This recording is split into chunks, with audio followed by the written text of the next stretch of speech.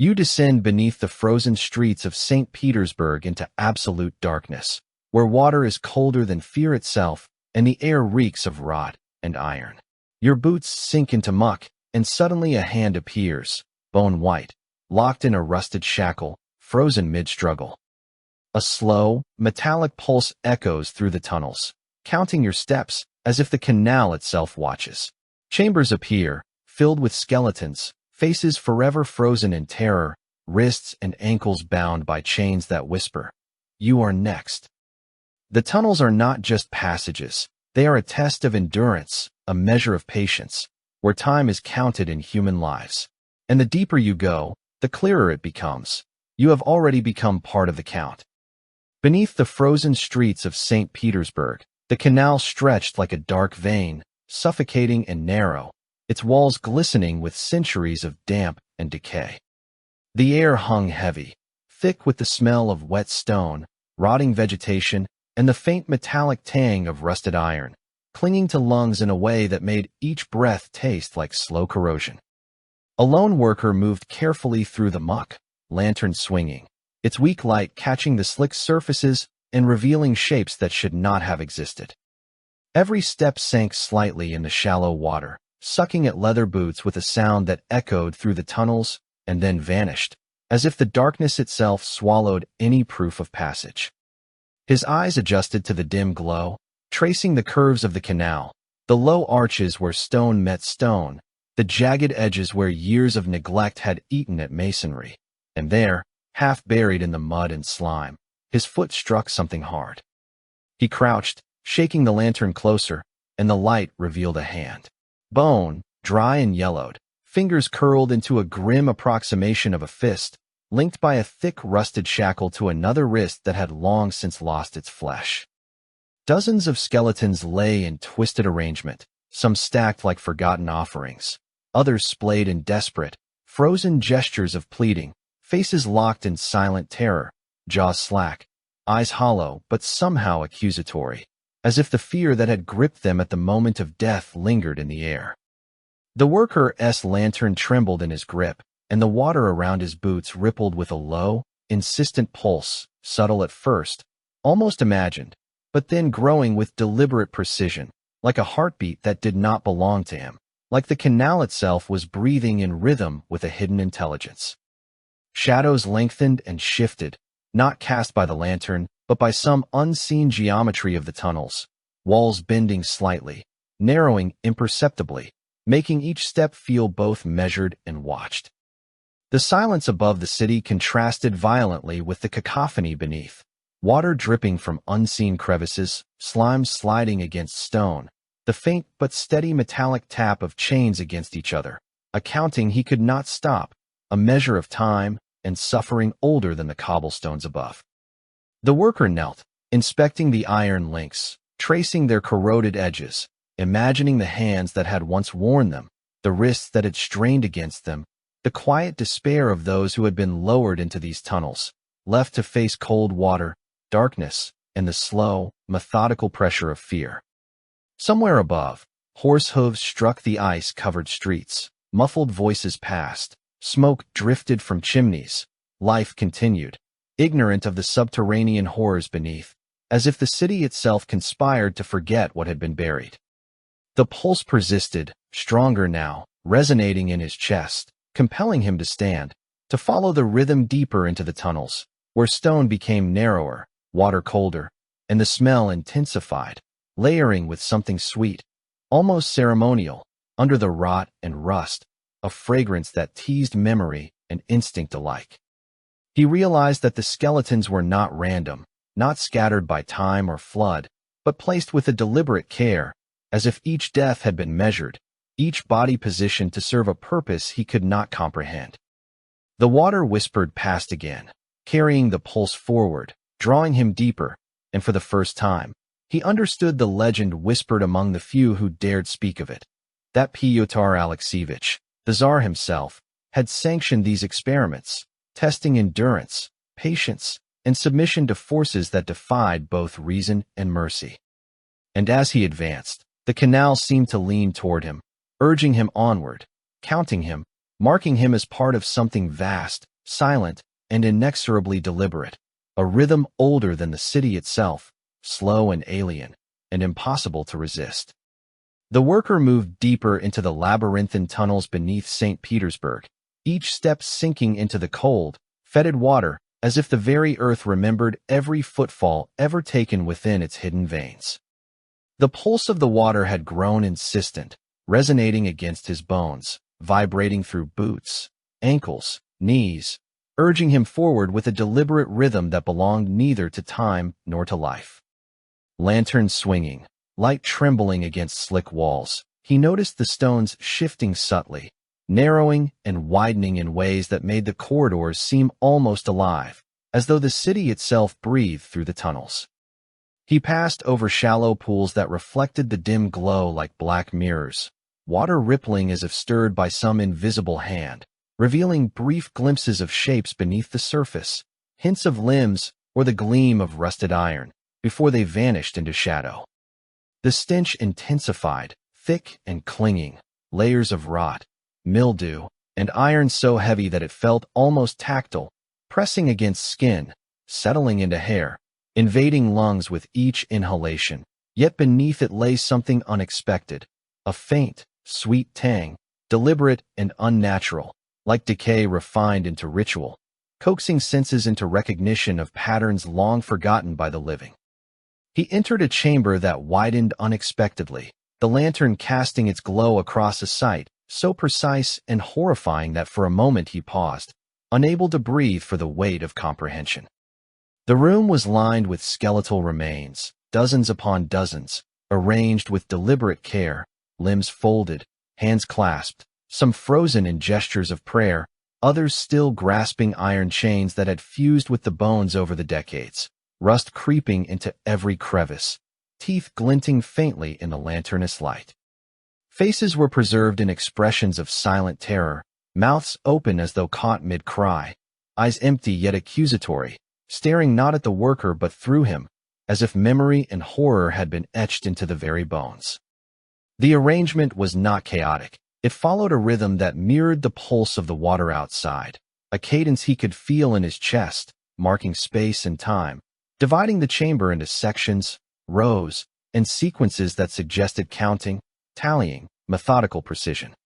Chains, thick and pitted, linked wrists and ankles in complex geometries, some forming triangles and arcs, others concentric circles, binding the dead into patterns that defied logic, as if the tunnel had been orchestrated to impose order upon suffering, to teach patience and obedience beyond comprehension.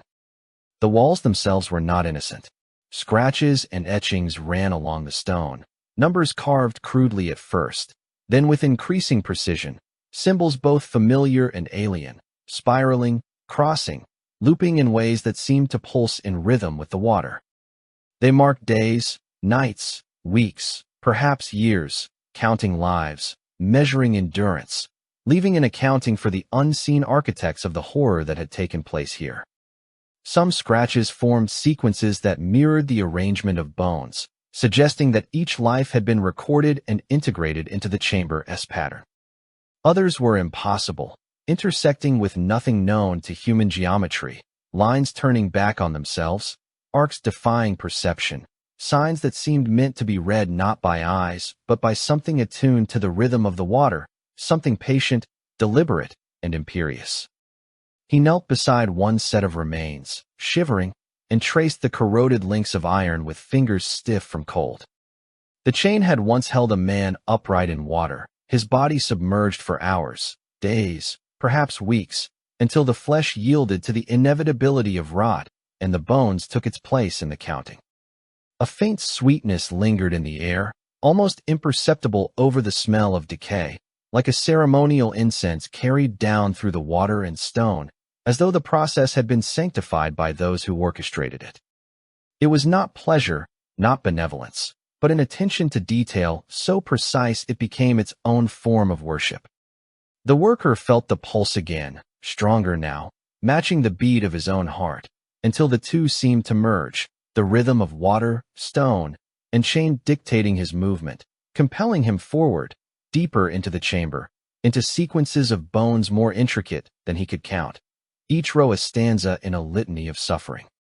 Every new chamber, he discovered, bore the same horrifying order, yet with subtle variations, as if the tunnels themselves were improvising while maintaining strict adherence to some internal rule. Hands folded differently, chains forming angles unexpected, bones leaning toward the water in gestures of surrender or submission, expressions frozen mid-thought or mid-struggle. Some skeletons bore marks of intervention, nails driven into joints, iron bands tightened around skulls, ribs crushed in patterns too methodical to be accidental. The worker realized with dawning horror that the tunnels had been designed not merely for punishment, not merely for endurance, but for the precise orchestration of terror and patience, a pedagogy of suffering executed in silence and water beneath the oblivious city. The pulse persisted, echoing, magnified by the stone, traveling along the tunnels and through the chambers, vibrating in walls and bones alike, a counting mechanism that measured something beyond life or death. The water lapped against his legs with increasing insistence, as though urging him to move faster, to witness more, to record in his mind the terrible symmetry. He noticed that the chamber's design guided movement, forcing a path that spiraled around the rows of skeletons, compelling observers to absorb the full horror before being allowed to leave, if they could leave at all. Hours passed, though he could not tell how many, because the tunnels consumed time as readily as light. The rhythm of chains and water became inescapable, embedding itself in consciousness, whispering an unyielding lesson of endurance. Somewhere deeper, he could hear a faint mechanical clink, a counterpoint to the pulse, irregular yet precise, like tally marks etched into the air itself, counting not moments but lives, moments extended beyond human comprehension.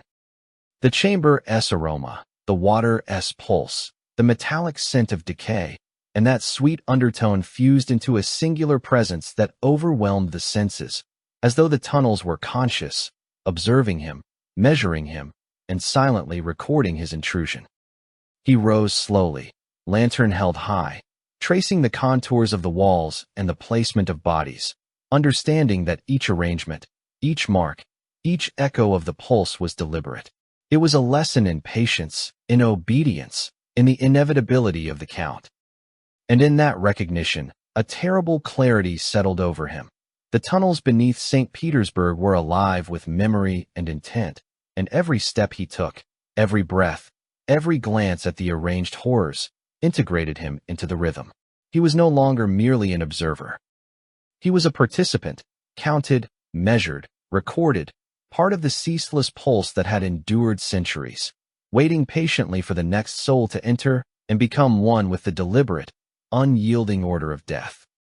Legends lingered in whispers, carried along the frost-bitten streets of St. Petersburg by those few who had glimpsed the tunnel's entrance and returned with faces pale and eyes wide, haunted by memories they could not explain and truths they dared not speak aloud.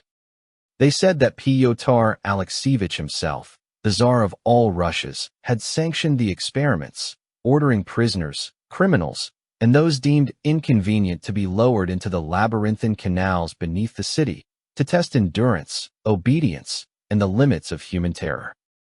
These were not mere punishments. They were orchestrations, measured and deliberate, each suffering catalogued in a rhythm that the water itself seemed to record, carrying the imprint of panic, cold, and exhaustion through centuries in ways that defied comprehension. The worker, moving deeper through the twisting channels, felt this history pressing against him, a pressure that weighed on chest and shoulders alike, heavier than water, denser than stone. The pulse of the canal was no longer merely a vibration. It was a counting, a measure, a presence that insinuated itself into thought and bone, demanding recognition, attention, and compliance. He passed chambers whose floors were slick with centuries of moisture and the residue of decay, where iron rings, once binding living wrists, had fused with the stone and mud, creating an architecture of suffering as precise as any cathedral. Bones lay in arcs, rows, and concentric circles, some stacked as if to reach toward the surface above, others collapsed in submission, yet all part of an unbroken pattern that seemed to extend beyond the scope of human planning. The worker's lantern light trembled across the arrangements, revealing skulls tilted in the same angles, jawlines fractured, eye sockets empty yet resonant with the memories of terror they had absorbed. The water moved around him, carrying the faint metallic staccato that the legends described, a rhythm neither mechanical nor natural, but alive with purpose. Each note of the pulse seemed to measure something beyond sight, beyond time itself, marking endurance, obedience, and patience with the precision of a master counting ledgers too vast for human comprehension. As he advanced, he discovered traces of the prisoner's presence still visible on walls and floor, scratches, fingerprints, and deep gouges left by desperate hands clawing at stone, leaving symbols and numbers that had been understood only by those who orchestrated the experiments. Some markings appeared to record days and nights, others sequences of breaths, heartbeats, or attempts to free oneself from iron restraints that no longer existed. The worker knelt to examine one mark, a jagged etching that spiraled along the stone, and felt the pulse of the water intensify, pressing against his chest, as if the canal acknowledged his curiosity and measured him for understanding. The air grew colder, staler, and heavier, each inhalation tasting of wet iron, rot, and a faintly sweet scent that seemed almost intentional, a ceremonial note layered over decay. It clung to hair, skin, and clothes, making the worker shiver even where the water did not touch him, a ghostly signature of the tunnel's long history. Deeper still, the tunnels shifted and widened unexpectedly, revealing chambers that seemed impossible, cavernous spaces where the echoes of the metallic pulse reverberated endlessly, multiplying, overlapping, creating an auditory maze that disoriented the senses. Rows of skeletons, some complete, some missing limbs, some reduced to mere fragments, were arranged in meticulous patterns that suggested hierarchy, timing, or function. The chains that once bound them had oxidized to a reddish brown, yet they retained an intentional geometry, angles too precise for chance, arcs too deliberate for neglect. The water flowed through these chambers in slow, deliberate currents, brushing over bones and rusted iron, whispering the same rhythm, a counting that was steady, insistent, and impervious to the passage of centuries. The worker became aware that each ripple, each staccato note in the water, was part of a larger pulse, a pattern that extended through the labyrinth and beyond, measuring not simply distance or time, but something intangible, something patient, deliberate, and eternal. The legends had not overstated the Tsar's involvement. Here, in the quiet horror of submerged corridors, one could sense the deliberate cruelty and methodical planning of the experiments. Prisoners had been lowered into icy water and left in darkness, chained to walls or iron stakes, forced to endure the slow accumulation of fear, the gradual weakening of body and spirit, the suffocating monotony that made each heartbeat an event in itself. Some had screamed, others had wept, yet the water carried none of their voices today, only their echo, transformed into the metallic pulse that still counted, still measured, still demanded attention. The worker traced the contours of chains fused into stone, imagining the weight of frozen wrists, the pressure of cold water pressing against lungs, the slow agony of awareness that there was no escape, no mercy, only the unyielding rhythm of observation. The tunnels themselves seemed conscious, responsive to his presence, adjusting subtly, narrowing, widening, redirecting, forcing him along predetermined paths that ensured he saw what he needed to see, learned what he needed to learn, and became part of the rhythm. Shadows moved where no lantern light touched, edges of walls seemed to breathe, and the pulse of water grew ever more insistent, pressing into ears and chest, embedding itself into consciousness until the worker could no longer distinguish between his own heartbeat and the canal's counting. The metallic staccato carried a discipline that was invisible, precise, and eternal, a memory of suffering transformed into pattern, a lesson imposed upon the living by those long dead, yet still dominant through the slow patience of water, stone, and iron. Hours, perhaps days, passed unnoticed as he moved through chamber after chamber, mapping, observing, counting in his mind the rows of skeletons and chains, the etchings on the walls, the intricate choreography of horror imposed by those who had wielded power over life, death, and time. The pulse never faltered, never grew impatient, only intensified as he ventured deeper, measuring his endurance, forcing him to submit to the rhythm, the discipline, the inexorable patience of the tunnels. By the time he emerged from the waterlogged labyrinth, lantern nearly spent, clothes soaked, and hands trembling from the cold and the intensity of observation, he carried with him the undeniable knowledge that the canal remembered, that the water still counted, and that the pulse was far older, far hungrier than anything the city above could comprehend. The tunnels waited, patient, deliberate, eternal, and he had become part of their measure. Curiosity had transformed into a gnawing obsession that burrowed into the worker's mind, a compulsion as precise and relentless as the pulse he felt through water and stone. He moved through tunnels that seemed to shift underfoot, corridors narrowing and widening without pattern, walls angling in ways that defied architectural reason, as if the labyrinth itself were aware, adjusting to his presence, gauging his pace, measuring his attention. Every intersection felt like a decision that mattered beyond comprehension, a fork in space and time where he was observed by forces older than the city above, unseen yet palpable, pressing at the edges of perception. Lantern light trembled across slick walls, catching the gleam of wet stone and rusted iron, illuminating the arrangements of skeletal remains in brief flashes, then swallowed again by darkness, leaving only memory to hold their forms, frozen in sequences that echoed with cruel precision. Shadows moved where lanterns cast none, curling and stretching at the corners of vision, delicate, deliberate, as though memory itself had taken substance and wandered through the corridors, reminding him that the tunnels remembered each intrusion, each hesitation, each breath. Sometimes the pulse quickened, a metallic staccato that seemed to reverberate against his skull, forcing him to halt mid-step, to listen, to feel the counting as if it had extended into his own chest, his own heart, and merged with it, binding him to the rhythm that was older than the czar, older than the stones themselves. The walls expanded and contracted subtly, imperceptibly at first, then with an insistence that made the air seem to pulse, the stone to breathe, creating a space that was alive, deliberate, and patient, waiting for the observer to understand that he had entered not merely a tunnel, but a chamber of measurement, a device of endurance built from the bodies of men long vanished into legend. He passed chamber after chamber, each revealing arrangements of skeletons that defied ordinary comprehension, bones stacked in sequences too precise for cruelty alone, hands linked in arcs, skulls tilted in exact alignment, bodies folded in angles that suggested ritual, geometry, and enumeration. Chains, oxidized to deep red, formed arcs and circles, sometimes intersecting, sometimes coiling around remains as though counting them, binding them to the pattern, preserving the lesson of obedience imposed upon flesh and bone centuries ago.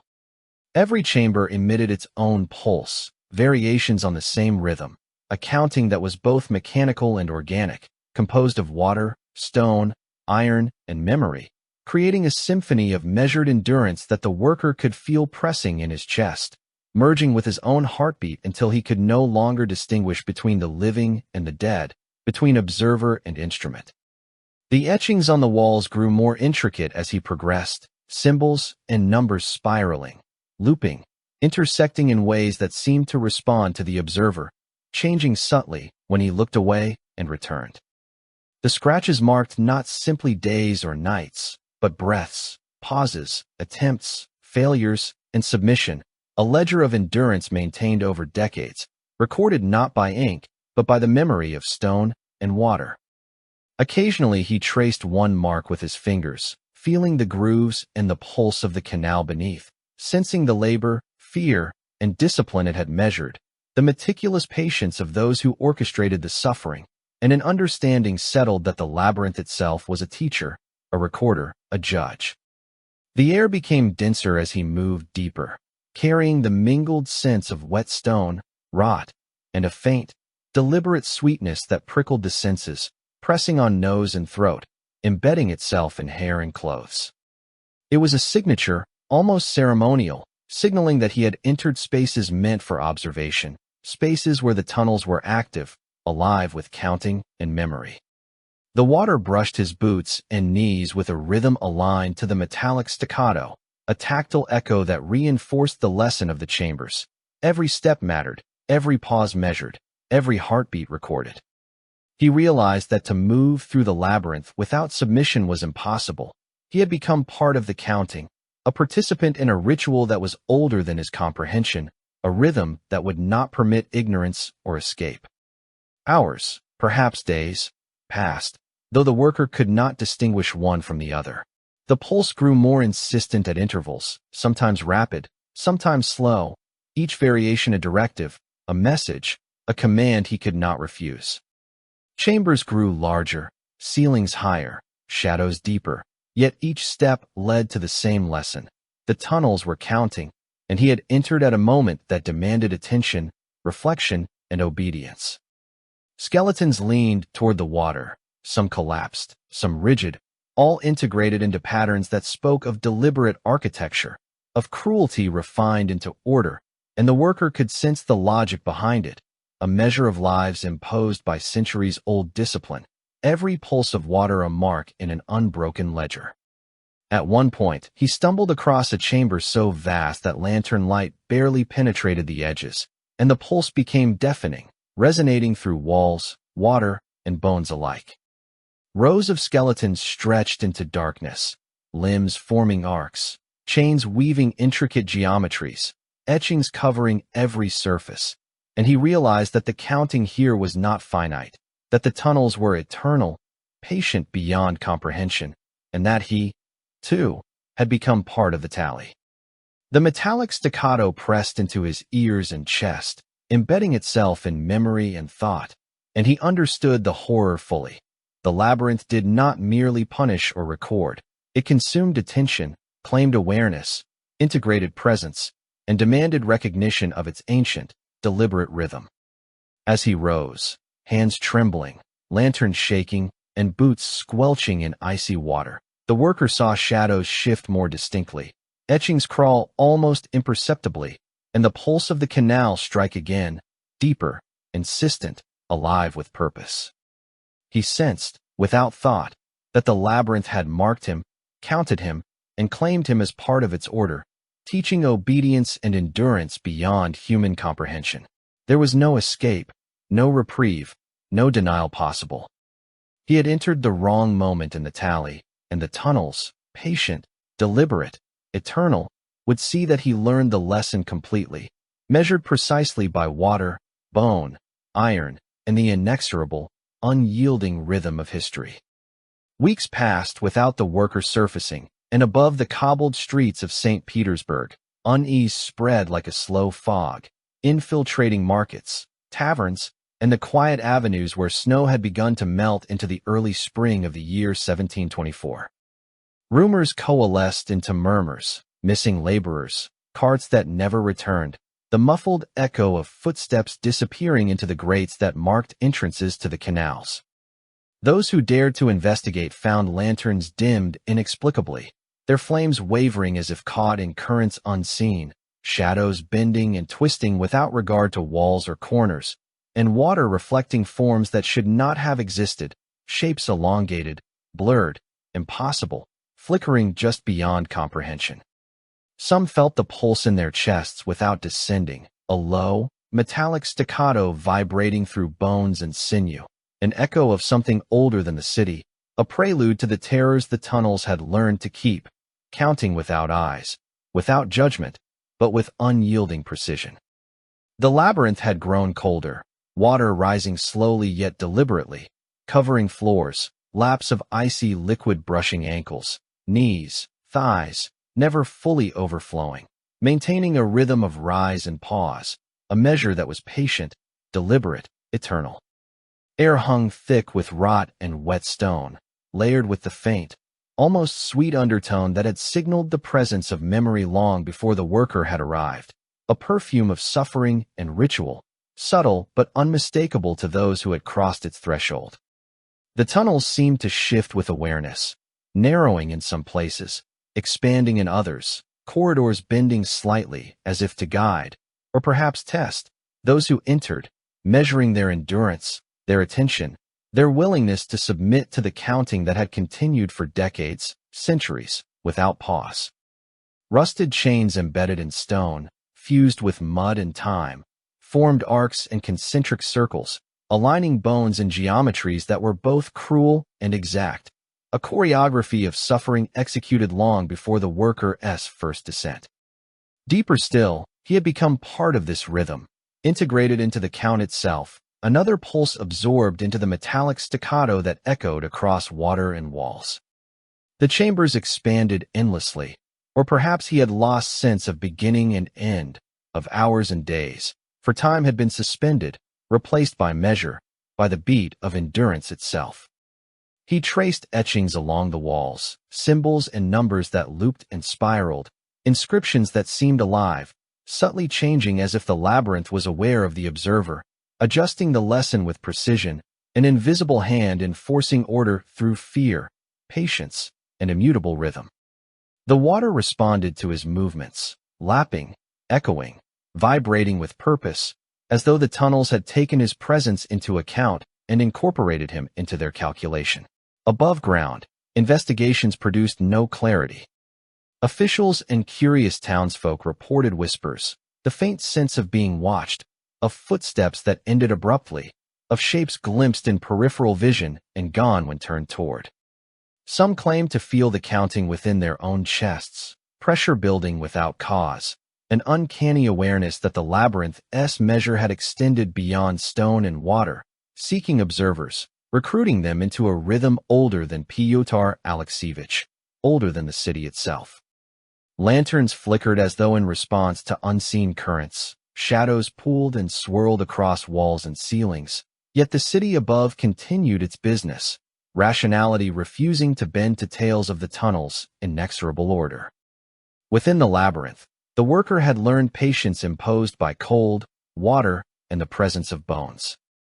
Days or nights passed indistinguishably, measured not by sunlight, but by the rhythm of water lapping against stone and iron, by the metallic pulse that carried forward without interruption. Each chamber imposed its own cadence, variations in the staccato of the tunnels, moments of faster or slower beats that corresponded to the endurance of those long vanished, leaving the worker to adapt instinctively, to align breathing, heartbeat, and awareness with the lesson of observation. He became both student and instrument, integrated into a counting that did not judge but demanded compliance, absorbing the cadence into every movement, every thought, until he no longer distinguished between himself and the labyrinth's memory. The water rose incrementally, almost imperceptibly, submerging bones, iron rings, and inscriptions in the slow, deliberate rhythm of centuries. The chill penetrated muscle and sinew, sapping energy yet sharpening awareness, each pulse of the canal a reminder that endurance was measured not in life, but in attention, submission, and recognition of the tunnel's design. Shadows thickened, edges blurred, and even the lantern light seemed to hesitate, refracting along walls and water in patterns that were almost mathematical, too precise to be accidental, almost ceremonial in nature. The worker moved through the submerged halls, each step careful, deliberate, accounted for, as if the labyrinth itself recorded not merely the presence of flesh, but the integrity of intent, the precision of observation, the degree to which he had surrendered to the pulse of memory, water, and iron.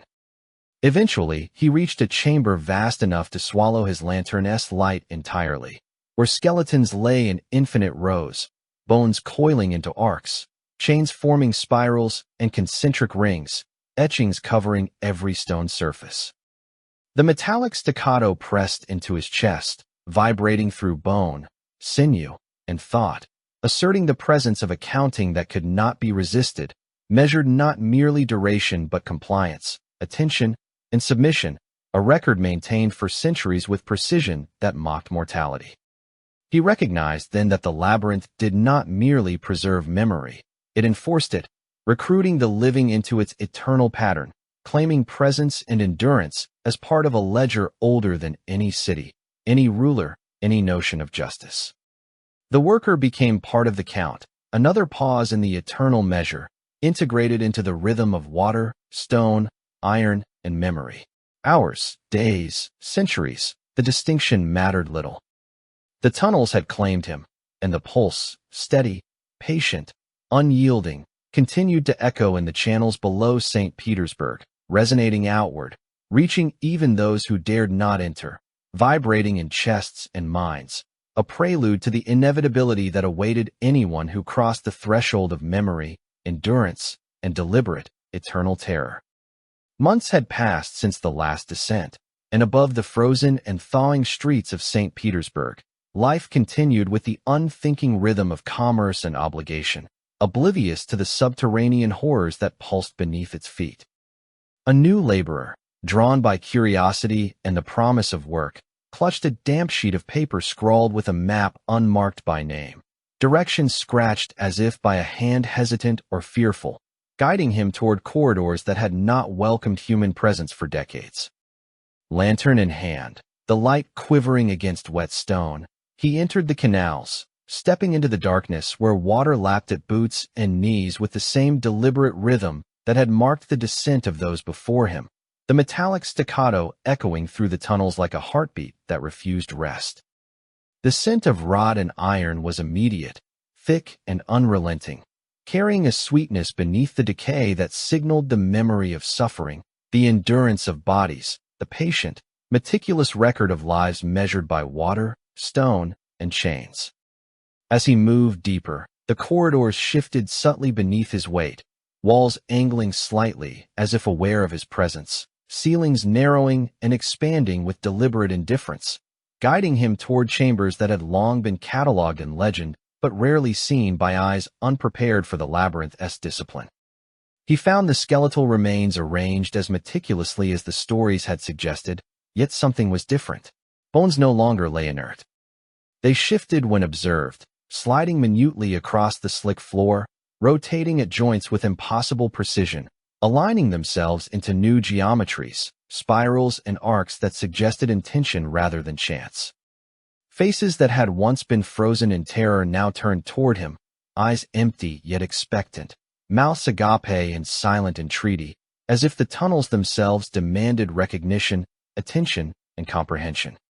The water reflected these movements in distorted, rippling patterns, amplifying the terror of the motion, and the metallic pulse grew louder, more insistent, resonating in his chest, bones, and mind, merging with his heartbeat until distinction between self and canal became meaningless. Chains that had once been inert, fused with rust and mud, now moved as though drawn by invisible hands, looping around ankles that had been free moments before, tightening with subtle yet undeniable force. The laborer's lantern trembled in his grip, the light flickering across walls slick with condensation and etched with symbols and numbers that seemed to respond to his presence, curling and shifting when viewed indirectly, aligning into sequences that were almost mathematical, almost deliberate, yet horrifyingly alive. The pulse of the tunnels did not relent.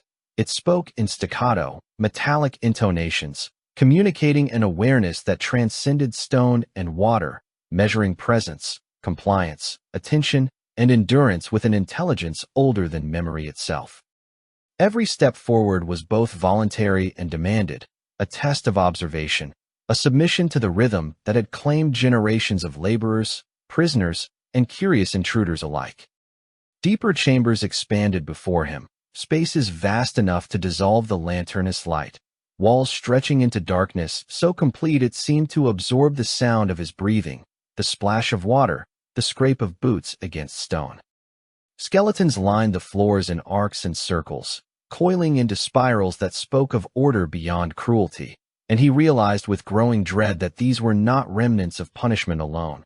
They were instruments of counting, embedded in a pattern that persisted, adapting, reshaping, teaching obedience to forces imperceptible yet undeniable. The metallic staccato reverberated across the water, across the floor, across every bone, as if the tunnels had learned to anticipate his presence, counting not only time and endurance but awareness itself, the degree to which he recognized and succumbed to the lesson. The air grew colder, water rising incrementally, brushing knees and thighs, and still the rhythm continued, patient, indifferent, inexorable. He attempted to move with caution, tracing chains and bones with trembling hands, yet every shift seemed preordained, as though the labyrinth guided him, adjusting the lesson, testing compliance. Symbols and numbers on the walls writhed subtly, inscriptions that had been etched centuries prior now responding to observation, curling, looping, aligning into configurations that were not static but deliberate, anticipatory, almost sentient.